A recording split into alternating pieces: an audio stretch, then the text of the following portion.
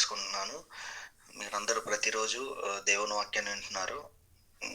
మరలా ఈరోజు దేవుని వాక్యం మీ మధ్య పంచుకోవడానికి దేవుడిచ్చిన అవకాశాన్ని బట్టి దేవునికి వందనాలు తెలియజేసుకుంటున్నాను. వాక్యంలోకి వెళ్ళిపోదాం. గడిచిన వారం మనం మాట్లాడుకున్నాం, దేవుడు ఎలాంటి వారిని వాడుకుంటాడు అన్న అంశం పైన మాట్లాడుకున్నాం. ఈరోజు కూడా ఒక భక్తుని జీవితం నుంచి మనం కొన్ని పాఠాలు అనేవి నేర్చుకోబోతున్నాం. సో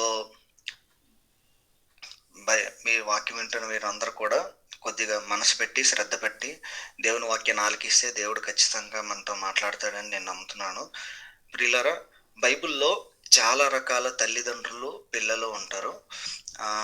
మొదటి కోవకు చెందిన వారు ఎవరంటే తల్లిదండ్రులు మంచోళ్ళై ఉంటారు, పిల్లలు చెడ్డవారై ఉంటారు. ఏంటి, బైబిల్లో చాలా రకాల తల్లిదండ్రులు పిల్లల్ని చూసాము. అందులో తల్లిదండ్రులు మంచివాళ్ళు ఉంటారు, పిల్లలు చెడ్డవాళ్ళు ఉంటారు. ఉదాహరణకు చూసుకుంటే మొదటి సమూయేలు గ్రంథము 2వ అధ్యాయము 12వ వచనం. మొదటి సమూయేలు గ్రంథము 2వ అధ్యాయం 12వ వచనం. ఇక్కడ ఏలి అనే దేవుని సేవకుడు మంచివాడే. ఏలి అని దేవుని సేవకుడు మంచివాడే, కానీ ఆ 2వ అధ్యాయం 12వ వచనంలో క్లియర్గా రాసి ఉంటుంది, అతని కుమారులు దుర్మార్గులు అని రాసి ఉంటుంది. అతని కుమారులు దుర్మార్గులు. ఏలి మంచివాడే, కానీ అతని కుమారులు, అతని పిల్లలు దుర్మార్గులు. అలాగే ఇంకా మనం ఆలోచన చేస్తే గ్రంథంలో చూసుకుంటే దావీదు గారు మంచివారే. ఒక విధంగా చూసుకుంటే భక్తిపరుడు. అయితే అతని కడుపును పుట్టిన అబ్షలోము అనే కుమారుడు చెడ్డవాడు. ఎందుకు పుట్టాడు ఏంటనేది మనం ఇంకెప్పుడైనా మాట్లాడుకుందాం, అది వేరే కాన్సెప్ట్. బట్ చూసుకుంటే మనం మాట్లాడుకుతున్న ఇక్కడ ఆ సమయాన్ని సందర్భం బట్టి దావీదు మంచివాడు, భక్తిపరుడు, కానీ అతని కడుపును పుట్టిన అబ్షలోము అనే కుమారుడు చెడ్డవాడు. అతని కోసం కూడా మనకు తెలుసు. ఇలా చూసుకుంటూ పోతే మనకు బైబిల్లో తల్లిదండ్రులు ఇక్కడ ఈ సందర్భంలో చూసుకుంటే తల్లిదండ్రులుగా ఉన్నవారు మంచివారుగా ఉన్నారు, పిల్లలుగా ఉన్నవారు చెడ్డవారుగా ఉన్నారు. అలాగే రెండో కోణం చూసుకుందాం, పిల్లలు మంచోళ్ళు ఉంటారు, తల్లిదండ్రులు చెడ్డవారు ఉంటారు. పిల్లలు భక్తిపరులై ఉంటారు, తల్లిదండ్రులు చెడ్డవారై ఉంటారు. మీలో ఎవరికైనా ఐడియా ఉందా, అంటే పిల్లలు మంచోళ్ళు అయ్యండి బైబిల్లో తల్లిదండ్రులు చెడ్డగా ఉన్నవారు ఎవరైనా ఉన్నారా? ఉంటే మీరు అన్మ్యూట్ చేసి ఒకసారి చెప్పొచ్చు. మరలా ప్రశ్న, తల్లిదండ్రులు చెడ్డవారు, తల్లిదండ్రులు మంచివారు, పిల్లలు చెడ్డవారు అన్నప్పుడు మనం కొన్ని ఉదాహరణలు మాట్లాడుకున్నాం బైబిల్లో. అలాగే పిల్లలు చెడ్డవారు, పిల్లలు మంచివారు, తల్లిదండ్రులు చెడ్డవారు. సో ఇలా ఉన్నవారు ఎవరైనా ఉన్నారా? ఒకసారి ఆలోచన చేయండి. మీకు ఎవరికైనా తెలిస్తే నేను ఒక్క నిమిషం టైం ఇస్తాను, మీరు ఎవరైనా అన్మ్యూట్ చేసి చెప్పచ్చు. ఎవరైనా పర్లేదండి, మీకు తెలిసిన కోవకు చెందిన వారు ఎవరైనా ఉంటే చెప్పచ్చు. హిజ్కియా మంచివాడు అండి, తల్లిదండ్రులు దుర్మార్గంగా ఉంటాడు తండ్రి హిజ్కియా. ఓకే, ఒకరు చెప్పారు గ్రూప్లో హిజ్కియా కోసం. కోరాహు కుమారులు, కోరాహు అని అనుషక్క చెప్పింది. రైట్, ఈరోజు మనం మాట్లాడుకున్నది కూడా అదే అండి, కోరాహు కుమారులు. ఈరోజు మనం మాట్లాడుకోబోతున్న అంశం కూడా అది, కోరాహు కుమారులు. మొదటగా ఈ కోరాహు ఎవరు, ఎక్కడుంటాడు బైబిల్లో చూసుకుంటే సంఖ్యాకాండం 16వ అధ్యాయం మొదటి వచనం. సంఖ్యాకాండం 16వ అధ్యాయం మొదటి వచనం. బైబిల్ ఉన్నవారు తీయచ్చు. సంఖ్యాకాండం 16వ అధ్యాయం మొదటి వచనం. లేవి మునిమనవడుకు కహాతుకు మనమడును ఇస్సాహారు కుమారుడగు కోరాహు. ఈ కోరాహు సంఖ్యాకాండం 16వ అధ్యాయం 1వ వచనంలో ఉంటాడు. ఇతను ఎవరు అంటే ఒక విధంగా చూసుకుంటే ఈయన లేవి వంశానికి చెందినవాడు, లేవి గోత్రానికి చెందినవాడు. ఇజ్రాయేల్ ప్రజలకు దేవుడు 12 గోత్రాలుగా నియమిస్తాడు. ఆ 12 గోత్రాల్లో ఒక్కొక్కరిని ఒక్కో పనికి పెట్టుకుంటాడు. అందులో ఈ లేవి గోత్రాన్ని కూడా దేవుడు ఏర్పాటు చేస్తాడు. ఈ లేవి గోత్రానికి ఉన్న ప్రత్యేకత ఏంటంటే ఒక్కొక్కరు ఒక్కొక్క పనికి ఉంటారు, కానీ పరిశుద్ధ స్థలములో దేవుని మందిరంలో అతి పరిశుద్ధ స్థలములో దేవుని పరిచర్య కోసం ఏర్పాటు చేయబడిన వారే ఈ లేవి గోత్రపు వారు, ఈ లేవి వంశపు వారు. అంటే వీళ్ళని ఒక ప్రత్యేకమైన పని కోసం దేవుడు ఆ కాలంలో ఏర్పాటు చేసుకున్నాడు. ఈ కోరాహు కూడా అదే వంశానికి చెందినవాడు. ఇంకా ఈ కోరాహు కోసం చూసుకుంటే సంఖ్యాకాండం 26వ అధ్యాయం 9వ వచనం, సంఖ్యాకాండం 26వ అధ్యాయం 9వ వచనం చూసుకుంటే ఇక్కడ కూడా ఉంటది. కోరాహు తన సమూహంలో పేరు పొందినవాడు, అతని కోరాహు తన సమూహంలో పేరు పొందినవాడు. కోరాహు తన సమూహంలో అంటే ఒకప్పుడు ఆ కాలంలో లేవి వంశంలో అతను ఉన్న సమూహం అంతట్లో, ఆ గోత్రంలో అతనున్న సమూహం అంతట్లో కోరాహు మంచి పేరు పొందినవాడు. ఏంటి, ఒక ప్రత్యేకమైన పని కోసం ఏర్పాటు చేయబడ్డవాడు. రెండవది, అతని సమూహం అంతట్లో మంచి పేరు పొందినవాడు, మంచి పేరు ప్రఖ్యాతులు పొందినవాడు. ఇది కోరాహు ఇక్కడ తన కోసం మనకి తెలుస్తుంది. అయితే అసలు ఈ కోరాహు స్టోరీ ఏంటి, అసలు ఈ కోరాహు స్టోరీ ఏంటి అని అంటే, మరలా మనం సంఖ్యాకాండం 16వ అధ్యాయంకి వచ్చేస్తే, మీలో బైబిల్ ఉన్న ప్రతి ఒక్కరు కూడా మీకు ఎప్పుడైనా ఖాళీ దొరికినప్పుడు 16వ అధ్యాయం 1 నుంచి ప్రియులరా 40 వచనాలు, 1 నుంచి 40 వచనాలు మీరు చదివితే అక్కడ ఏం జరిగిందో మనకి క్లియర్గా అర్థమవుతుంది. ఇప్పుడు కాదు కానీ మీకు ఎప్పుడైనా బైబిల్ మీరు ఖాళీగా ఉన్నప్పుడు మీరు తీసి చదివితే మీకు అర్థమవుతుంది. నేను మాత్రం మీకు అర్థమయ్యే విధంగా ఒక చిన్న కథలాగా నేను అక్కడ జరిగిన సందర్భాన్ని, ఈ కోరాహు అసలు ఎవరు, ఏం చేశాడని మీకు నేను ఒక చిన్న కథ రూపంలో మీకు నేను తెలియజేస్తాను. ప్రియులరా, ఇజ్రాయేలు ప్రజల్ని మరలా ఆలకించండి. ఇజ్రాయేలు ప్రజల్ని దేవుడు కానాను దేశం అంటే పాలు తేనెలు ప్రవహించే దేశానికి, ఐగుప్తు బానిసత్వం నుంచి నడిపిస్తున్నాడు. అయితే వాళ్ళు అన్ని అడ్డంకులు దాటుకొని చివరి గడికి వచ్చారు. మరికొద్ది సంవత్సరాలు అనొచ్చు, లేకపోతే మరికొద్ది సమయంలో వాళ్ళ ప్రయాణాన్ని చూసుకుంటే అది మరికొద్ది సంవత్సరాలే అనొచ్చు. అయితే ఆ కానాను దేశంలో వాళ్ళు అడుగు పెడతారు. ఇట్స్ ఎండింగ్ ఫేజ్, అంటే చివరి గడియలు. వాళ్ళు ఆ గడియలు అయిపోయిన తర్వాత కానాను ప్రదేశంలో వాళ్ళు అడుగు పెడతారు. కానాను దేశంలో దేవుడు అనుగ్రహించు వాగ్దాన భూమిలో కావచ్చు, పాలు తేనెలు ప్రవహించే దేశంలో వాళ్ళు అడుగు పెడతారు. అయితే ఈ సమయంలో కోరాహు, మోషే అండ్ మరియు అహరోను ఇజ్రాయేల్ ప్రజల్ని నడిపిస్తూ ఉంటారు. మోషే బాగా వృద్ధుడవుతాడు, సో అహరోను దేవుడు ఎన్నుకుంటాడు. సో వీళ్ళిద్దరు కలిపి ఇజ్రాయేల్ ప్రజల్ని నడిపిస్తూ ఉంటారు. ఇది ప్రాసెస్, ఇది జరుగుతూ ఉంది. ఈ జరుగుతున్న సమయంలో ఈ కోరాహు, తర్వాత దాతాను, తర్వాత ఈ అబీరాము, ఈ 3 పేర్లు గుర్తుపెట్టుకోండి. కోరాహు, దాతాను, అబీరాము. ఈ ముగ్గురు కూడా ఒక దినాన మోషే దగ్గరికి వస్తారు. మోషే దగ్గరికి వచ్చి ఏమంటారంటే, మోషే, ఇజ్రాయేల్ ప్రజలందరిలో మీరు మాత్రమే పరిశుద్ధులా? దేవుడు మిమ్మల్ని మాత్రమే ఎన్నుకున్నాడా? మమ్మల్ని కూడా ఎన్నుకున్నాడు కదా అని చెప్పి, మీ అవసరం మీతో మాకు ఇంక పని లేదు. దేవుడు మా ప్రార్థన కూడా వింటాడు, దేవుడు మమ్మల్ని కూడా నడిపిస్తాడు, మేము కూడా పాలు తేనెలు ప్రవహించే దేశంలో అడుగు పెడతాము, మీతో మాకు ఇంక పని లేదు అని చెప్తాడు. ఇక్కడ కోరాహు మాట చెప్పడానికి ఒక కారణం ఉంది. కోరాహు ఈ మాట చెప్పడానికి ఒక కారణం ఉంది. అక్కడ కారణం ఏంటంటే, ప్రియులారా, దేవుడు మోషేని ఎన్నుకుంటాడు, మోషే నడిపిస్తూ ఉంటాడు. అక్కడికి కోరాహుకి ఇబ్బంది ఏం లేదు. దేవుడు ఎప్పుడైతే అహరోన్ని ఎన్నుకుంటాడో, దేవుడు ఎప్పుడైతే అహరోన్ని యాజకత్వానికి ఎన్నుకుంటాడో, అక్కడ కోరాహుకి ఇబ్బంది వచ్చింది. అక్కడ కోరాహుకి ఇబ్బంది వచ్చి మోషేతో గొడవకు దిగుతున్నాడు. ఎందుకంటే అహరోను లేవీయుడు కాదు, లేకపోతే అహరోను యాజకత్వంకి చెందిన వంశానికి చెందినవాడు కాదు. కానీ దేవుడు ఎన్నుకున్నాడు, మోషే నిలబెట్టాడు. ఇది మనం ఇంతకుముందు చదువుకున్నాం కదా, కోరాహు ఆ తరములో మంచి పేరు ప్రఖ్యాతులు పొందాడు. ఒకవేళ ఆ స్థానం రావాల్సి వస్తే నాకు రావాలి కానీ అహరోన్కి ఎలా వెళ్తుంది అన్న ఉద్దేశంతో వీళ్ళకి నచ్చలేదు. అహరోను బేసికల్గా ఏర్పాటు చేయబడడం వీళ్ళకి నచ్చలేదు. ఇతను వెళ్తాడు, ఇతనితో పాటు దాతాను, అబీరామ్ అనేవారు కూడా వెళ్తారు. వీళ్ళంతా ఒక సమూహం. ఆ సమూహం ఎంతమంది అంటే, నేను ఇంకా వాక్యంలోకి ఇంకా లోపలికి వెళ్ళేటప్పుడు మీకు చెప్తాను. ఆ సమూహము చూపిస్తాను, వచనము 250 మంది. వీళ్ళందరూ కలిపి మోషే దగ్గరికి వచ్చి మీరే నా పరిశుద్ధులు, మేము కాదా? మీతో మాకు ఇంక పని లేదు, దేవుడు మా ప్రార్థన కూడా వింటాడు, మేము కూడా వెళ్ళిపోతాం అన్నప్పుడు, దేవుడు మమ్మల్ని కూడా ఎన్నుకున్నాడు అన్నప్పుడు మోషే కోరహు ఎందుకు ఇట్లా మాట్లాడుతున్నావు అంటే, కోరహు అసలు తగ్గడం లేదు. మీరు 1-40 వచనాలు 16వ అధ్యాయం మీరు చూసుకుంటే కోరహు ఎక్కడ కూడా తగ్గినట్టు కనిపించదు. మోషేతో వాగ్వాదానికి దిగుతూనే ఉంటాడు. అయితే మోషే ఇవన్నీ చూసి ఇదంతా ఎందుకు మీరు ఒక పని చేయండి, రేపు మీ నీకు నీకు ఎవరైతే సపోర్ట్ చేస్తున్నారో మీ అందరూ కూడా దేవుని సన్నిధికి దోపార్తులు తీసుకొని రండి. దోపార్తులు తీసుకొని వస్తాడు. అహరోను కూడా దేవుని సన్నిధికి దోపార్తులు తీసుకొని వస్తాడు.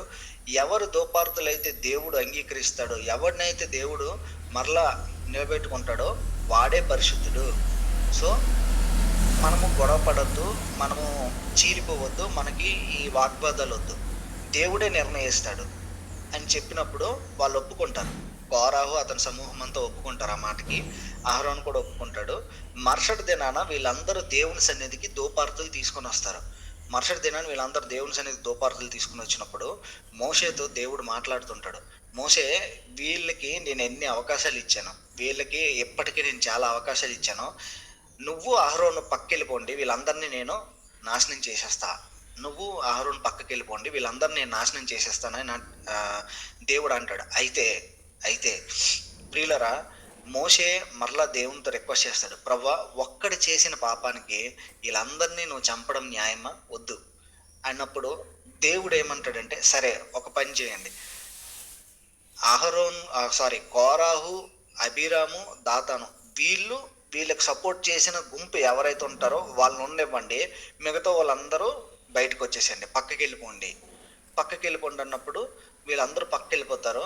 అక్కడ జరుగుతుంది ఏంటంటే, కోరాహు, దాతాను, అబీరాము ఈ ముగ్గురికి సపోర్ట్ చేసిన సమూహము, ఈ 250 మందిలో చిన్నపిల్లలు ఉంటారు, పసిపిల్లలు ఉంటారు, వారి కుటుంబాలు ఉంటారు.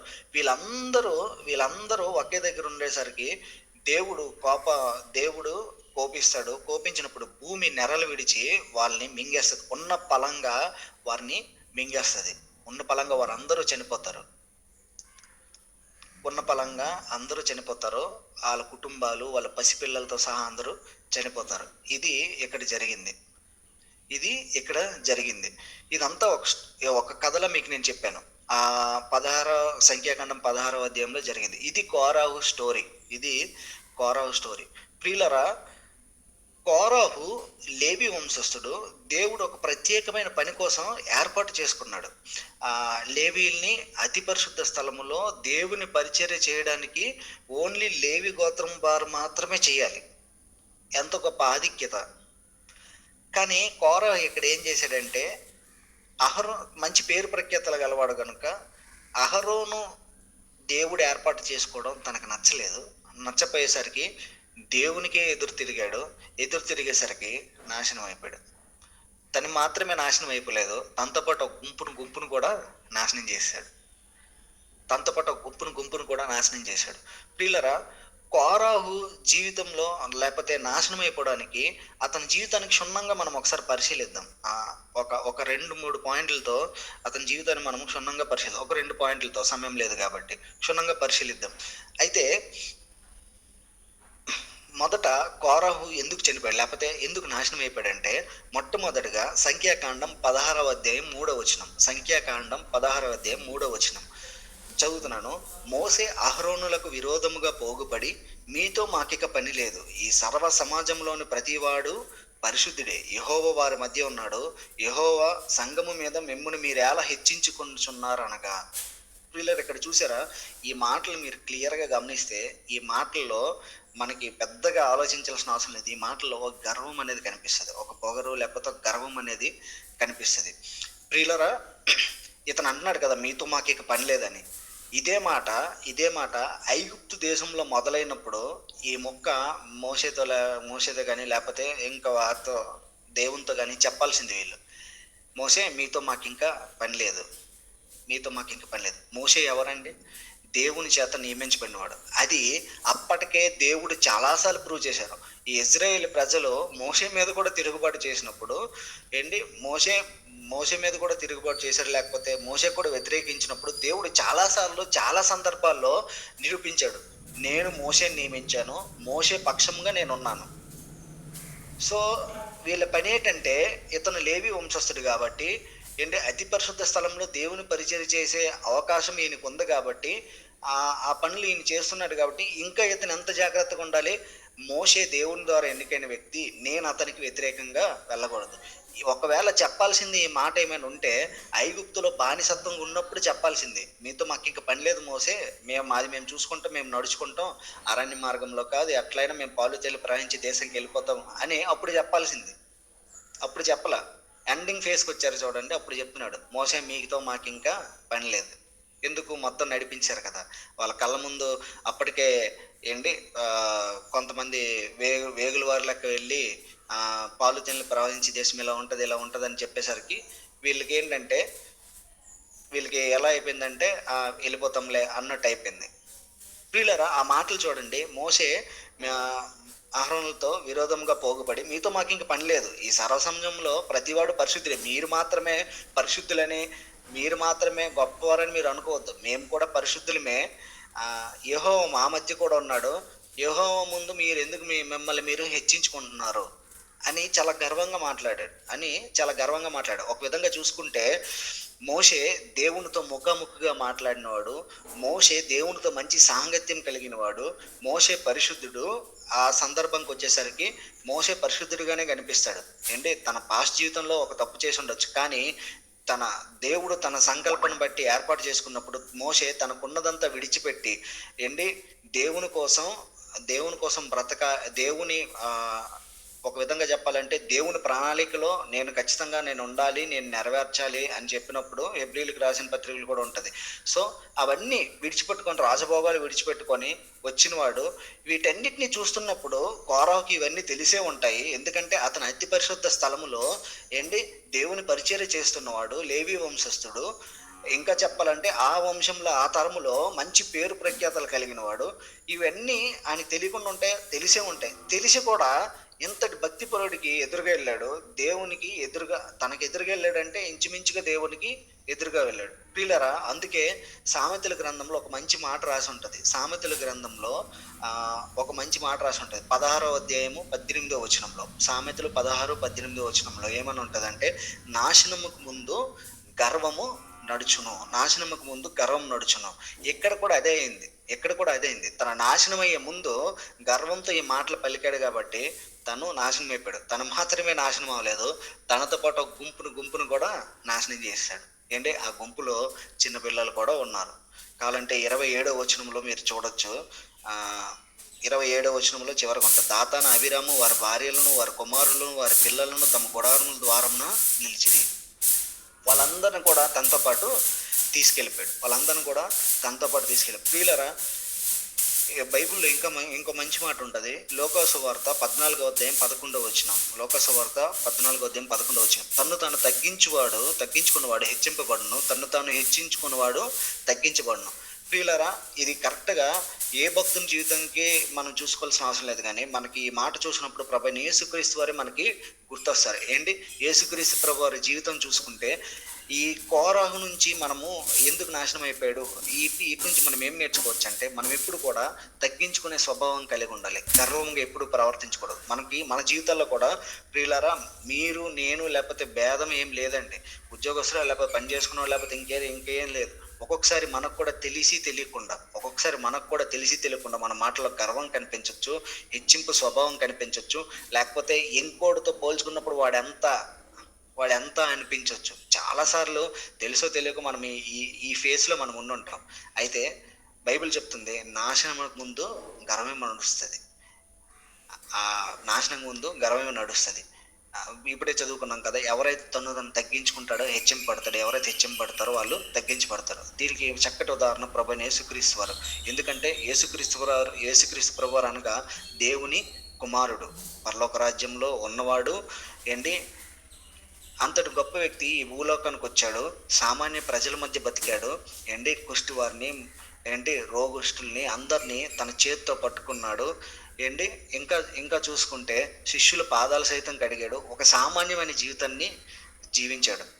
తగ్గింపు స్వభావంలో యేసుక్రీస్తు ప్రభువాన్ని మించిన వారు కొత్త నిబంధనలో ఎవరు లేరండి. ఎందుకంటే ఒక దేవత దేవుడిగా ఉన్న ఆయన ఈ లోకానికి దేవుని కుమారుడుగా వచ్చి ఎంత తగ్గించుకున్నాడో మనకు బాగా తెలుసు. ఏంటి, శిష్యుల పాదాలు సైతం ఆయన కడిగాడు. కడిగి మనకు చెప్తున్నాడు, నేనే దేవుని కుమారుడుగా ఉన్న నేనే ఇంత తగ్గించుకున్నప్పుడు ఈ ప్రపంచానికి చెప్తున్నాడు, మీరు ఇంకెంత తగ్గి ఉండాలి, మీరు ఇంకెంత తగ్గింపు స్వభావంతో ఉండాలి. ప్రియులారా, ఇక్కడ కోరహు నాశనం అవడానికి మొట్టమొదటిగా గర్వం కారణమైంది. ఇంకా చూద్దాం రెండవది. దేవుని యొక్క రెండో కారణం, దేవుని యొక్క ఏర్పాటుని లేకపోతే దేవుని యొక్క సంకల్పాన్ని చాలా తక్కువగా అల్పంగా చూశాడు. అది కూడా చూడొచ్చు.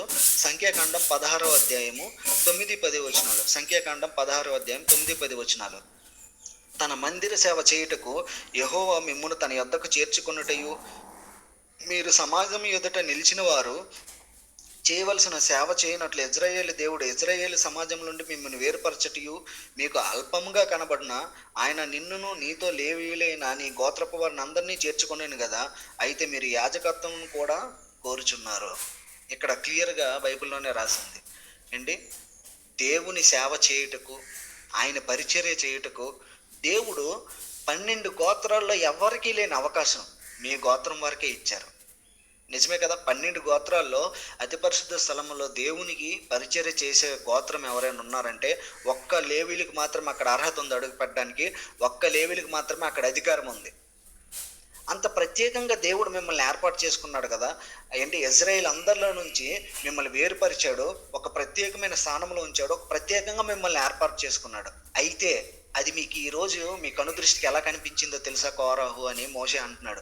ఎలా కనిపించిందంటే మీకు అది చాలా అల్పంగా కనిపించింది, చాలా తక్కువగా కనిపించింది. నిజమే కదండి, 12 గోత్రాల్లో ఎవరికి కూడా అతి పరిశుద్ధ స్థలంలో దేవుని పరిచర్య చేయడానికి అవకాశం లేదు. యాజకులు ఉంటారు, లేకపోతే ఇంకా వేరే గోత్రం వారు ఉంటారు, దేవుని కోసం దేవుడు ఏర్పాటు చేసుకున్న వారే. కానీ దేవుని పరిచర్య కోసం మాత్రం ప్రత్యేకమైన గోత్రంగా ఏర్పాటు చేయబడిన వారే ఈ లేవీయుల వంశస్థులు, ఈ లేవీయుల గోత్రపారు. ఇది కోరహుకి చాలా తక్కువగానే కనిపించింది. అందుకే కదా అంటాడు, మీతో మాకింక పని లేదు, మీరు మాత్రమే పరిశుద్ధులా, మేము కూడా పరిశుద్ధులమే, దేవుడు మా మధ్య కూడా ఉన్నాడు, దేవుడు మా మాటలు కూడా వింటాడు, దేవుడు మమ్మల్ని కూడా నడిపిస్తాడు. ప్రియులరా, ఇది అహరోను యొక్క స్థానం చూసి యాజకత్వాన్ని కూడా నువ్వు కోరుతున్నావు. అహరోనుకి ఏదో దేవుడు నిలబెట్టాడు, నీకు కూడా మంచి పొజిషన్లో దేవుడు ఉంచాడు, కానీ అది నీకు చాలా తక్కువగా కనిపించింది. యాజకత్వాన్ని కూడా నువ్వు కోరుచున్నావు. నిజమే కదా, చాలాసార్లు దేవుని యొక్క ఏర్పాటు మనుషులకు కూడా చాలా అల్పంగా కనిపిస్తుంది. ఇది ఈ రోజు నుంచి మొదలైంది కాదు. మీరు ఆదాము హవ్వ నుంచి చూసుకోవచ్చు, సృష్టి ప్రారంభం నుంచి చూసుకోవచ్చు. ఆదాము హవ్వకి ఎంత గొప్ప ప్రివిలేజ్ అండి, ఎంత గొప్ప ప్రత్యేకత అది. దేవుడు ప్రతిరోజు వచ్చి వాళ్ళతో మాట్లాడుతూ ఉంటాడు, దేవుడు ప్రతిరోజు వచ్చి వాళ్ళతో కలుస్తూ ఉంటాడు, సంభాషణ చేస్తూ ఉంటాడు, వాళ్ళతో స్నేహం చేస్తూ ఉంటాడు. ఎంత మంచి ప్రివిలేజ్, ఎంత మంచి ప్రత్యేకత. కానీ వాళ్ళకి అది చాలా, ఎప్పుడైతే సర్పం వచ్చి అవ్వమ్మతో మాట్లాడినప్పుడు అది ఎలా కనిపించిందంటే, వాళ్ళకి అది దేవుని కన్నా మీరు తెలివైన వాళ్ళు అయిపోతారు అన్నప్పుడు వాళ్ళకి ఇచ్చిన ప్రత్యేకమైన ఆ అవకాశం అనేది చాలా అల్పంగా కనిపించి ఉంటుంది. అందుకోసమే వాళ్ళు ఇంకా ఆశపడి ఆ పండుని తిన్నారు. ఇది అక్కడి నుంచి మొదలైంది, ఇప్పటి వరకు కూడా ఇది నడుస్తూనే ఉంది. దేవుడు ప్రత్యేకించి దేవుడు ఏర్పాటు చేసిన ఏర్పాటు కానీ, లేకపోతే దేవుని యొక్క సంకల్పం కానీ మనకు కూడా చాలాసార్లు అల్పంగా కనిపించుంటుంది. మనం కూడా వేరుపరచబడిన వారమే లోకం నుంచి. లోకంలో చెప్పాలంటే భారతదేశంలో 150 కోట్ల జనాభా ఉన్నారు. ఈ 150 కోట్ల మంది జనాభాలో ఎంతమంది క్రైస్తవులు ఉన్నారండి? కొద్దిమంది మాత్రమే ఉన్నారు. అంటే ఈ 150 కోట్ల జనాభా నుంచి మనం వేరుపరచబడిన వారము. కానీ పిలిచిన పిలుపుకు, లేకపోతే దేవుడు ఏర్పాటు చేసిన ఏర్పాటుకు ఎంతవరకు నీతిగా నిజాయితీగా మనం నిలబడగలుగుతున్నాం? మన గుండె మీద చేసుకొని మనము ఒకసారి ప్రశ్నించుకోవాలి. దేవుడు ఏర్పాటు చేసిన ఏర్పాటుకు ఎంతవరకు మనము నిలబడగలుగుతున్నాం, ఎంతవరకు మనం న్యాయం చేయగలుగుతున్నాం? పిలుపు మనం కూడా చాలాసార్లు తెలుసో తెలియకో దేవుని పిలుపుని అల్పంగానే పెట్టేసి ఉంటాం, అల్పంగానే ఎంచుంటాం. కొన్ని పరిస్థితులు బట్టి కావచ్చు, లేకపోతే కొన్ని ఇబ్బందులకర పరిస్థితులు బట్టి కావచ్చు, కొన్ని తెలియక కొన్నిసార్లు. అయితే కోరహు నాశనం అయిపోవడానికి ఇంకో కారణం ఏంటో తెలుసా? దేవుని యొక్క ఏర్పాటును అల్పంగా చూశాడు. దేవుని యొక్క ఏర్పాటును అల్పంగా చూశాడు కాబట్టి ప్రియులరా నాశనం అయిపోయాడు. తనే మాత్రం నాశనం అయిపోలేదు, తనతో పాటు ఒక 250 మంది గుంపును కూడా నాశనం చేశాడు. అయితే మనం మొదట చదువుకున్నాం కదండి, తల్లిదండ్రులు మంచివారు పిల్లలు చెడ్డవారు. ఇక్కడ పిల్లలు మంచివారు, తల్లిదండ్రులు చెడ్డవారు. అయితే కోరహు ఒక విధంగా మనకి ఇక్కడ ఎలా కనిపిస్తున్నాడు? గర్విష్ఠుడుగాను, దేవునికి ధిక్కరించేవాడుగాను, చెడ్డవాడుగాను కనిపిస్తాడు. ఇక్కడ మనం ఇంకో వచనం కూడా చూసుకున్నాము. కోరాహు, అతనికి సపోర్ట్ చేసిన దాతాన, అభిరాము, ఇంకా 250 మంది సమూహం. 250 సమూహంలో ఏంటి, చిన్న చిన్న పిల్లలు కూడా ఉన్నారు, వాళ్ళ భార్యలు కూడా, వాళ్ళ వంశస్థులు అందరూ కూడా ఉన్నారు. వాళ్ళందరిని కూడా ఏంటి దేవుడు నాశనం చేశాడు. అయితే ఇక్కడ ఒక చక్కనైన అంశం మనము ఈరోజు నేర్చుకోబోతున్నాం. మనం ఎండింగ్కి వచ్చాము. చక్కనైన అంశాన్ని ఇక్కడ మనం నేర్చుకోబోతున్నాం. కోరాహు నాశనం అయ్యాడు, అతనికి సపోర్ట్గా ఉన్నవారు అందరు నాశనం అయ్యారు. కానీ కోరాహు కుమారులు తప్పించుకున్నారు. కోరాహు కుమారులు ఆ సమయంలో చనిపోలేదు, కోరాహు కుమారులు తప్పించుకున్నారు. అయితే ఈ కోరాహు కుమారులు తప్పించుకున్నారని మనం అనుకున్నాం కదా. ఒకసారి చూద్దాం, అది కూడా చూద్దాం. సంఖ్యాకాండం 26వ అధ్యాయము 10-11 వచనాలు నేను చదువుతాను. సంఖ్యాకాండం 26వ అధ్యాయము 10-11 వచనాలు. ఆ సమూహపు వారు మృతి నొందినప్పుడు అగ్ని 250 మందిని భక్షించినందున భూమి తన నోరు తెరిచి వారిని కోరాహును మిరింగివేసినందున వారు దృష్టాంతములైరి. అయితే కోరాహు కుమారులు చావలేదు. ఎక్కడ చెప్పాను కదండి 250 మంది అని, ఎక్కడి నుంచి చూసి చెప్పాను. ఆ సమయంలో ఒక 250 మంది వరకు కోరాహుతో కలిపి చనిపోయారు. భూమి నెరలు విడిచి మృంగేసింది, అగ్ని వారిని దహించింది. కానీ ఆ కింద ఏముంది? కోరాహు కుమారులు చావలేదు. అసలు ఈ కోరాహు కుమారులు ఎక్కడుంటారో వాళ్ళ పేర్లు కూడా ఒకసారి చూద్దాం. నిర్గమకాండం 6వ అధ్యాయము 24వ వచనం. నిర్గమకాండం 6వ అధ్యాయం 24వ వచనం. కోరాహు కుమారులు అస్సీరు, ఎల్కానా, అబియాసాపు. వీరు కోరాహీల కుటుంబములు. కోరాహు కుమారులు అస్సీరు, ఎల్కానా, అబియాసాపు. వీరు కోరాహీల కుటుంబాలు. ప్రియులరా, కోరాహు కుమారులు ఎక్కడున్నారో చూసాము. కోరాహు కోసం తెలుసుకున్నాం. కోరాహు ఎందుకు నాశనం అయిపోయాడు, ఎందుకు చనిపోయాడు కూడా చూసుకున్నాం. అయితే వీళ్ళందరిలో ఇంకా చెప్పాలి అంటే కోరాహు కుమారులు కూడా చనిపోవాలి, ఇంకా చెప్పాలంటే కోరాహు కుమారులు కూడా నాశనం అయిపోవాలి. కానీ కోరాహు కుమారులు మాత్రం చావలేదు, తప్పించుకున్నారు. కారణం ఏంటో తెలుసా? వాళ్ళ జీవితాలను కూడా ఒకసారి లోతుగా పరిశీలించేద్దాం. కీర్తనలు 42వ అధ్యాయము 1-2 వచనాలు. కీర్తనలు 42వ అధ్యాయము ఒక మంచి మాటలు మనం ఎప్పుడు రెగ్యులర్గా చదువుకున్న మాటలే. కీర్తన 42వ కీర్తన 1-2 వచనాలు చూసుకుంటే, తుప్పి నీటి వాగుల కొరకు ఆశపడినట్లు, దేవా నీ కొరకు నా ప్రాణం ఆశపడుచున్నది, నా ప్రాణము దేవుని కొరకు తృష్ణగొనుచున్నది, జీవము గల దేవుని కొరకు తృష్ణగొనుచున్నది. దేవుని సన్నిధికి నేను ఎప్పుడు వచ్చేదనో, ఆయన సన్నిధిని నేను ఎప్పుడు కనబడేదనో. ఇంకా అలా చదువుకుంటూ వెళ్ళచ్చు. ఈ కీర్తన ఎవరు రాశారో తెలుసా? ఆ పైన చూడండి, కోరాహు కుమారులు రచించినది. ప్రియులరా, కోరాహు కుమారులు బతకడానికి కారణం ఏంటో తెలుసా? మొట్టమొదటగా ఆశ. ఎలాంటి ఆశ తెలుసా? దేవుని పైన వారు కలిగి ఉన్న ఆశ. ప్రియులరా, ఈ కీర్తన కోరాహు కుమారులు రాసింది. ఇది మాత్రమే కాదు 42 నుంచి 49వ కీర్తన వరకు కోరాహు కుమారులు రాశారు. 84 నుంచి 89వ కీర్తన వరకు, మధ్యలో 86 తప్పితే 84 నుంచి 89వ కీర్తన వరకు కూడా కోరాహు కుమారులే రాశారు. చూసారు ఇక్కడ తల్లిదండ్రులు ఎలా ఉన్నారో, పిల్లలు ఎలా ఉన్నారు. పిల్లల వరకు వచ్చేసరికి ఎలా అయిపోయింది. కోరాహు కుమారులు ఎందుకు చనిపోలేదో తెలుసా? దేవుని పైన ఆశ పెట్టుకుని ఉన్నారు. ఆ ఆశే వాళ్ళు ఇక్కడ కీర్తనగా రాశారు. దుప్పి ఏ విధంగా అయితే నీటి వాగుల కోసం అడవిలో కానీ లేకపోతే కొన్ని ప్రదేశాల్లో దుప్పి నీటి కోసం ఏ విధంగా ఆశపడుతుందో, ప్రభా నీ కోసం నా ప్రాణం, నీ కోసం మా ప్రాణాలు ఆ విధంగా ఆశపడుచున్నాయి, తృష్ణ కొనుచున్నాయి, నేను ఎప్పుడు నీ సన్నిధికి వస్తానా, నేను ఎప్పుడు నీ సన్నిధిలో కనిపడతానా అని ఎదురు చూస్తున్నాం, ఆశపడుతున్నాం. ఈ ఆశే వారిని బ్రతికించింది, ఈ ఆశే వారిని నాశనంకి వెళ్లకుండా కాపాడింది.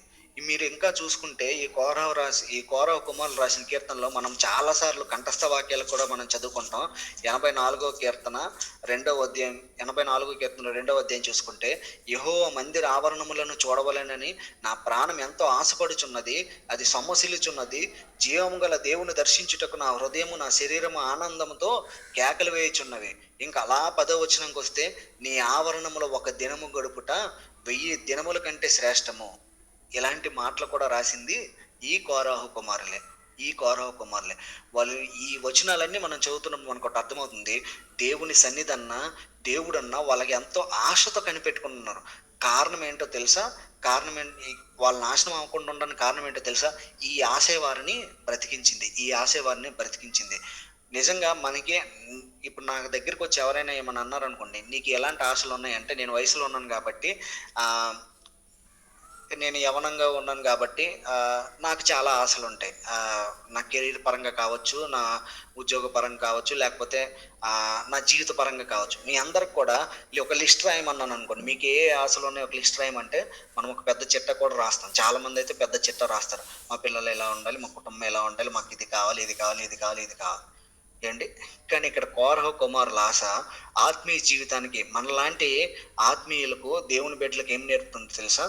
మీరు ఆశ పెట్టుకోవాల్సింది ఈ లోకంలో ఉన్న వాటిపైన కాదు, మీరు ఆశ పెట్టుకోవాల్సింది దేవుని పైన.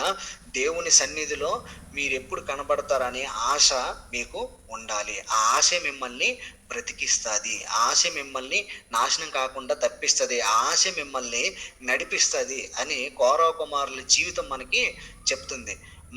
ఒకవేళ ఈ లోకంలో ఉన్న వాటిపైన ఆశ పెట్టుకుంటే కోరహు జీవితం మనకి ఏం చెప్తుందంటే నాశనంకి నడిపిస్తుంది. కానీ దేవుని పైన ఆశ పెట్టుకుంటే, దేవుని సన్నిధి పైన ఆశ పెట్టుకుంటే, ఆయన సన్నిధిలో ఎప్పుడు ఉండడం పైన ఆశ పెట్టుకుంటే ఎలా మనం తప్పించబడతామో కోరహు కుమారుల జీవితం అనేది మనకి నేర్పిస్తుంది. ప్రియులరా, మనకి ఎన్ని ఆశలైన ఉండొచ్చు, లేకపోతే మనకి ఎన్ని కోరికలైన ఉండొచ్చు, లేకపోతే మనకి ఎన్ని అవసరాలైన ఉండొచ్చు, కానీ ప్రతి క్రైస్తవునికి ఒక ఆశ మాత్రం ఖచ్చితంగా ఉండాలి.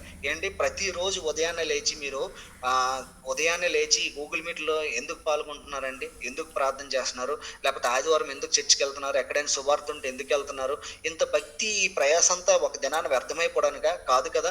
ఒక దినాన క్రైస్తవుడిగా మనకు ఒక ఆశ ఉండాలి. ఏంటో ఆశ ఉండాలి తెలుసా? ఎలాంటి ఆశ ఉండాలి తెలుసా? ఒక దినాన్ని ఈ లోకంలో నేను కళ్ళు మూసుకున్నప్పుడు ఈ భక్తి చేస్తున్న నేను, లేకపోతే ఆ ఉదయాన్నే లేచి, లేకపోతే కాస్త కోస్త భక్తి పొరలంత కాకపోయినా మనకున్న పరిస్థితులు బట్టి కాస్త కోస్త భక్తి చేస్తున్న నేను, ఒక దినాన్ని ఈ లోకంలో నేను కళ్ళు మూసినప్పుడు నా దేవుణ్ణి నేను చూడాలి. నేను ఏ దేవుడి కోసమైతే సువార్తను ప్రకటించానో, నేను ఏ దేవుని కోసమైతే వాక్యాన్ని చెప్పానో, నేను ఏ దేవుని కోసమైతే ప్రార్థన చేసుకున్నానో, నేను ఏ దేవుని కోసమైతే నా బంధువులు కాదని, లేకపోతే నా తోబుట్టువులు కాదని, లేకపోతే నా సొంత వారు కాదు, నా స్నేహితులు కాదని, నేను ఏ దేవుని కోసమైతే నిలబడి ఎదిరించి వచ్చానో, ఒకానొక దినాన్ని ఈ లోకంలో నేను విడిచిపెట్టి వెళ్ళిపోయినప్పుడు, ఈ లోకంలో నేను కళ్ళు మూసినప్పుడు మరుక్షణం నా దేవుణ్ణి నేను చూడాలి అనే ఒక ఆశతో ప్రతి ఒక్క క్రైస్తవుడు బ్రతకాలి. ఈ లోకంలో మనకి ఎన్నో ఆశలు ఉండొచ్చు, ఎన్నో కోరికలు ఉండొచ్చు, కానీ ఒక క్రైస్తవునికి ఉండాల్సిన ఆశ ఏంటో తెలుసా? ఈ లోకం మనం విడిచిపెట్టినప్పుడు మరుక్షణము నేను పూజిస్తున్నా, నేను ఆరాధిస్తున్నా, నేను ప్రార్థన చేస్తున్నా, నా దేవుణ్ణి నేను చూడాలి అనే ఆశతో మనము బ్రతకాలి. ఈ ఆశే మనిషిని బ్రతికేస్తుంది. ప్రియులారా, కోరహ కుమారుల జీవితం చూసుకుంటే అదే మనకి నేర్పిస్తుంది. వారు దేవుని పైన మాత్రమే ఆశ పెట్టుకున్నారు, దేవుని సన్నిధిలో ఉండడానికి ఆశ పెట్టుకున్నారు. అందుకోసం ప్రియులారా, చిన్న పిల్లలతో సహా దేవుడు అక్కడ వారిని సపోర్ట్ చేసిన వారందరినీ నాశనం చేశారు. కానీ కోరహ కుమారులు మాత్రం చావలేదు, తప్పించబడ్డారు. కారణం ఏంటో తెలుసా? దేవుని పైన వారు ఆశ పెట్టుకున్నారు. ఎలాంటి ఆశ? దుప్పి నీటి వాగుల కోసం ఆశపడినట్లు, ప్రభువా నీ కోసం నా ప్రాణం, లేకపోతే నీ కోసం మా ప్రాణాలు ఆశపడుచున్నాయి, తృష్ణ కొనుచున్నాయి, నీ సన్నిధికి రావాలి, ఎప్పుడెప్పుడు నీ సన్నిధికి వస్తామా, నీ సన్నిధిలో ఎప్పుడెప్పుడు నివసిస్తామా, నీ సన్నిధిలో ప్రభువా ఆ మాధుర్యాన్ని ఎప్పుడు అనుభవిస్తామని ఒక ఆశతో మేము బ్రతుకుతున్నాం ప్రభువా అని దేవునికి చెప్తూ ఉన్నారు. ఆ ఆశ వారిని చనిపోకుండా నాశనం అయిపోకుండా కాపాడింది. మన ఆశ కూడా అట్లానే ఉండాలి. ఈ లోకం ఉన్న వాటిపైన కాదు కానీ మరీ ముఖ్యంగా ప్రియులారా దేవుని పైన మన ఆశ ఉండాలి. చెప్పాను కదా, క్రైస్తవునికి ఒక ఆశ ఎట్లా ఉండాలంటే, ప్రతి ఒక్క క్రైస్తవునికి ఈ లోకంలో కళ్ళు మూసుకున్న తర్వాత మరుక్షణం నా దేవుణ్ణి నేను చూడాలని ఒక ఆశతో నువ్వు నేను బ్రతకాలి. అదే ఆశ లేదనుకోండి, అదే ఆశతో నువ్వు నేను బ్రతకలేదనుకోండి, ఎందుకు ఎంత కష్టపడ్డాం, ఎందుకు ఎంత భక్తి చేయడం, ఎందుకు ఇన్ని ప్రార్థనలో పాల్గొనడం, ఎందుకు దేవుని సువార్తను ప్రకటించడం? ఆ ఆశతో మనం బ్రతికినప్పుడు ప్రియులారా, దేవుని చూడాలన్న ఒక ఆశతో మనం బ్రతికినప్పుడు దేవుడే మనల్ని నడిపిస్తాడు. ఇంకా రెండవ చూసుకుంటే కోరవ కుమారులు బతకడానికి లేకపోతే నాశనం అవ్వకుండా కారణము మళ్ళా ఇంకో రెండవ చూసుకుంటే కీర్తనల గ్రంథం 85వ కీర్తన 4వ వచనం. 85వ కీర్తన 4వ వచనం. మా రక్షణకర్త ఒక దేవ, మా వైపునకు తిరుగుము, మా మీదనున్న నీ కోపము చాలించుము, మా మీదనున్న నీ కోపము చాలింపు. ఇలా చూసుకుంటూ వస్తే 85వ కీర్తన, 88వ కీర్తన, 42, 43, 44వ కీర్తన, ఈ కీర్తనలన్నీ వీళ్ళే రాశారు. ఈ కీర్తనలన్నీ కూడా విజ్ఞాపన కీర్తనలు. దేవునికి విజ్ఞాపన చేస్తూనే ఉంటారు, దేవునికి ప్రార్థన చేస్తూ ఉంటారు, దేవుని యొక్క కనికరాన్ని అడుగుతూనే ఉంటారు, దేవుని యొక్క కనికరాన్ని ప్రియులారా వీళ్ళు పొందుకోవడానికి ఇష్టపడుతూనే ఉంటారు. ఈ ఒక్క కారణంతో కూడా వాళ్ళు రక్షించబడ్డారు, వాళ్ళు చనిపోకుండా తప్పించబడ్డారు, వాళ్ళు నాశనం అవ్వకుండా ఉన్నారు. ఏంటో తెలుసా? ఎప్పుడు దేవుని సన్నిధిలో విజ్ఞాపన చేస్తూనే ఉన్నారు, ఎప్పుడు దేవుని సన్నిధిలో విజ్ఞాపన ప్రార్థన చేస్తున్నారు. ప్రియులారా, ప్రార్థన ప్రతి ఒక్క భక్తుని జీవితంలో ఎంతో విలువైనది. నేను ఎంతైనా వాక్యం చెప్పండొచ్చు, లేకపోతే మీకు వచ్చిన సేవకులు ఎంతైనా వాక్యం చెప్పండొచ్చు, కానీ ఈ ఒక భక్తునికి, దేవుని సేవకునికి, లేకపోతే వాక్యం చెప్తున్న వారు కావచ్చు, విశ్వాసులైన వారు కావచ్చు, ప్రార్థన జీవితం లేకపోతే వాళ్ళు ఎంత చెప్పినా వేస్ట్. నేను ఇప్పుడు మీకు గంట సేపు ఇంచుమించుగా ఒక 40 నిమిషాలు మీకు నేను వాక్యం చెప్తాను, నాలో కానీ ప్రార్థన జీవితం లేదనుకోండి, నేను ఇలాంటి వాక్యాలు ఎన్ని చెప్పినా వ్యర్థమే. ప్రియులారా, ప్రతి ఒక్క క్రైస్తవునికి ఉండాల్సింది ఏంటో తెలుసా? ప్రార్థన జీవితం అనేది ఖచ్చితంగా ఉండాలి. ఇక్కడ ఒక ప్రార్థన కోరహు కుమారుని కాపాడింది. ఇంకా చూసుకుంటే యాకోబు ఒక ప్రార్థన చేస్తాడు, ఆ ప్రార్థన తన జీవితాన్ని మార్చివేస్తుంది. ప్రియులారా, ఎలా చూసుకుంటే గ్రంథంలో చాలా మంది చాలా ప్రార్థన చేస్తారు. ఒక భక్తుడు ప్రార్థన చేస్తాడు, సూర్యచంద్రులు ఆగిపోతాయి, నిలిచిపోతాయి. ప్రార్థనకున్న శక్తి అలాంటిది. మనం కూడా కౌరవ కుమారుల జీవితం నుంచి నేర్చుకోవాల్సింది ఏంటంటే, ఎప్పుడు దేవుని సన్నిధిలో ప్రార్థనలో గడుపుతూ ఉండాలి. నిజంగా చూసుకుంటే ఈ రోజుల్లో ప్రార్థనలో గడిపే వాళ్ళు చాలా తక్కువ మంది. నేను ఎక్కడ కూడా చూస్తుంటానండి, చాలామంది క్రైస్తవులనే చూస్తుంటాను, నా చుట్టూ ఉన్న వారినే చూస్తూ ఉంటాను. ప్రార్థనలో గడిపేది చాలా తక్కువ. వాళ్ళ జీవితంలో దేవుని ప్రార్థనకి సమయం ఇచ్చేది చాలా తక్కువ. మనం కూడా ఒక్కొక్కసారి ప్రార్థనకి మనకు తెలియకుండానే నెగ్లెక్ట్ చేస్తుంటాం. ఒక్కోసారి మనం బాగా ప్రార్థన చేసి ఉండొచ్చు, కొన్ని సంవత్సరాల క్రితం మనం బాగా ప్రార్థన పరులమై ఉండొచ్చు, కానీ సమయం గడుస్తున్న కొద్దీ, కాలం గడుస్తున్న కొద్దీ మనలో ప్రార్థన జీవితం తగ్గిపోతూ ఉండొచ్చు. అందుకే ఒక భక్తుడు ఒక మంచి మాట అంటాడండి, క్రైస్తవుడు ఎప్పుడు బలంగా ఉంటాడంటే, క్రైస్తవుడు ఎప్పుడైతే మోకాళ్ళ మీద ఉంటాడో, దేవుని పిల్లలు ఎప్పుడైతే మోకాళ్ళ మీద ఉంటారో వాళ్ళ సమయంలో బలవంతులు. చాలా మంచి మాట చెప్పారు, వాళ్ళ సమయంలో బలవంతులు. ప్రియులారా, కోరహ కుమారులు ఎందుకు తప్పించబడ్డారంటే, మొదటిది దేవుని పైన ఆశ పెట్టుకుని ఉన్నారు. రెండవదిగా చూసుకుంటే దేవుని సన్నిధిలో ఎప్పుడు ప్రార్థన చేస్తున్నారు. ఈ ప్రార్థన, ఈ ఆశే వాళ్ళని తప్పించింది, వాళ్ళని కాపాడింది, నాశనం అవ్వకుండా వాళ్ళని రక్షించింది. మనం కూడా కౌరవ కుమారుల నుంచి నేర్చుకోవాల్సింది ఏంటి తెలుసా? దేవుని పైన ఆశ పెట్టుకోవాలి, ఆయన చూడాలి. ఒక దినాన ఈ భక్తి ఇవన్నీ చేస్తుంది, ఒక దినాన మనము ఈ లోకంలో కళ్ళు మూసుకున్నప్పుడు మరలా పరలోక రాజ్యంలో దేవుని చూడాలని ఒక ఆశతో బ్రతకాలి. రెండోది, ఎప్పుడు కూడా దేవుని సన్నిధిలో ప్రార్థన విజ్ఞాపనలు చేస్తూ మన భక్తి జీవితాన్ని కొనసాగించాలి. ఇవన్నీ విన్నాం ప్రియులారా. చివరిగా నా మాటలు నేను ముగిస్తాను. కోరాహు జీవితం నేర్పిస్తున్న పాఠం ఏంటో తెలుసా? 16:32 ఉంటుంది. కోరహు మాత్రమే నశించిపోలేదండి, కోరహుతో పాటు రెచ్చగొట్టో లేకపోతే వాళ్ళందరినీ ఒక గుంపుగా చేశారు. తనతో పాటు ఉన్న సమూహాన్ని అంతా కూడా పాపం నాశనం చేశాడు. తనతో పాటు ఉన్న సమూహం అంతటి కూడా నాశనం చేశాడు. ఇక్కడ మనం గమనించాల్సింది ఏంటో తెలుసా? ఒక్కొక్కసారి మనం తీసుకునే నిర్ణయాలు, లేకపోతే ఒక్కొక్కసారి మనం వెళ్తున్న దారులు గమనించాలి. పెద్దవారు ఉన్నారు, వయసులో ఉన్నవారు ఉన్నారు, ఈ మాటలు వింటున్న ప్రతి ఒక్కరు కూడా గమనించాలి. ఒక్కొక్కసారి మనం వెళ్తున్న దారులు మనల్ని మాత్రమే ఎఫెక్ట్ చేసే విధంగా ఉండకపోవచ్చు. మన కుటుంబాలను కూడా ఎఫెక్ట్ చేయొచ్చు. మన కుటుంబాలకు కూడా ఇబ్బంది కలిగించొచ్చు. ఒకసారి ఆలోచన చేయాలి. కోరాహు జీవితాన్ని దేవుడి ఉదయం మన ముందుంచాడు. తను మాత్రమే కాదు గానీ తనతో పాటు ఉన్న గుంపును కూడా నాశనం చేశాడు. మనం కూడా ఆలోచించాలి. మనం తీసుకున్న నిర్ణయాలు లేకపోతే మనం వెళ్తున్న దారిలో మనం నడుస్తున్న నడవడిక మనం ప్రవర్తిస్తున్న ప్రవర్తన మన వరకు వచ్చినా పర్లేదు కానీ మన వల్ల మన కుటుంబాలు లేకపోతే మన మన మనకు కలిగిన వాటన్నిటికీ ఎఫెక్ట్ అవ్వకూడదండి. అదొకసారి ఆలోచన చేయాలి. రెండోది కౌరవ కుమారులు నేర్పిస్తున్న పాఠం ఏంటో తెలుసా? కౌరవ కుమారులు నేర్పిస్తున్న లైఫ్ లెసన్ ఏంటో తెలుసా? ఎంతటి ప్రతికూలమైన పరిస్థితులైనా, ఎంతటి ఇబ్బందికర పరిస్థితులు అవని, whatever the situations maybe, ఎలాంటి పరిస్థితులు అవని, దేవుని మీద ఆశ పెట్టుకొని ప్రార్థన చేసుకుంటే వాటన్నిటి నుంచి దేవుడు తప్పిస్తాడు అనేది కౌరవ కుమారుల జీవితం మనకి నేర్పిస్తూ ఉంది. ఇక్కడ అదే కదా జరిగిందండి. భయంకరమైన పరిస్థితుల మధ్య వాళ్ళందరూ ఉన్నారు. వాళ్ళందరూ కూడా చనిపోతున్నారు. వాళ్ళ చుట్టూ ఉన్న వాళ్ళందరూ కూడా చనిపోతున్నారు. కానీ కోరహు కుమారులు మాత్రం దేవుడు కనికరించి వదిలేశాడు. కారణం ఏంటో తెలుసా? వాళ్ళు దేవుని మీద ఆశ పెట్టుకున్నారు. దేవుని సన్నిధిలో ఎప్పుడు విజ్ఞాపన చేస్తున్నారు కాబట్టి తప్పించబడ్డారు. కోరహు కుమారులు నేర్పిస్తుంది కూడా అదే. ఏ పరిస్థితి అయినా కావచ్చు, ఎలాంటి ఇబ్బందికర పరిస్థితి అయినా కావచ్చు, what ever the situation maybe, ఎప్పుడైతే దేవుని మీద ఆశ పెట్టుకుంటామో, దేవుని మీద ఆశ పెట్టుకొని ఎప్పుడైతే దేవుని సన్నిధిలో గోజాడుతామో, విజ్ఞాపన చేస్తామో, ప్రార్థన చేస్తామో, దేవుడు ఆ పరిస్థితులన్నిటి నుంచి విడిపిస్తాడు అనే ఒక ధైర్యం కలిగిన సందేశం దేవుడు ఈరోజు మనతో మాట్లాడుతున్నాడు. మరొకసారి నేను నా వాక్యాన్ని ముగిస్తున్నాను.